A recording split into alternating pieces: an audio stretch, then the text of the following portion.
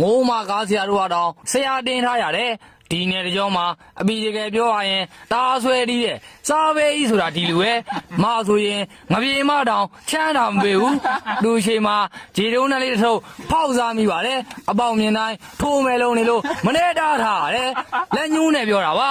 အပေါ်ရန်ကြည့်ပြီးတာမန်လူတော့မထင်နဲ့ချမ်းသာချက်ကတော့အီလွန်မတ်တောင်ဆရာခေါ်ရောက်လောက်မယ်လာကပောင်မှာခြံဝယ်ပြီးတိုက်ဆောက်ဖို့ပနက်ရိုက်ထားပြီဆောက်တော့မဆောက်ရသေးဘူးဗျံဆရာတွေကိုလောအားကမပေးနိုင်သေးလို့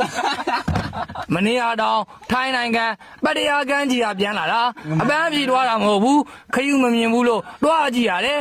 မနှက်ပြန်နောက်တစ်ခေါက်ထပ်တွားအောင်မှာတွားလိုက်တန်ကြံခဲ့လို့ငုံးမစားပဲကြီးဒါကြကျွဲလွန်းသွားပြီ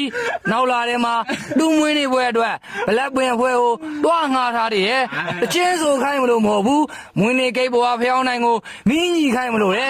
Happy birthday ဆိုခိုင်းမို့တောင်တေလာစစ်ကိုငှားထားတာတွားရှုပ်လို့မရဘူးမွေးနေပွဲလာတဲ့လူတွေကိုတောင်အနောက်တိုင်းစားစားတွေပဲကြွေးမှာကောင်းချင်းမောင်းနဲ့ဘူးရီကြော်တယ်ဗျာတောက်တဲ့စားတိုင်းတော့ထမ်းရည်နဲ့ပဲကြီးတော့ဗော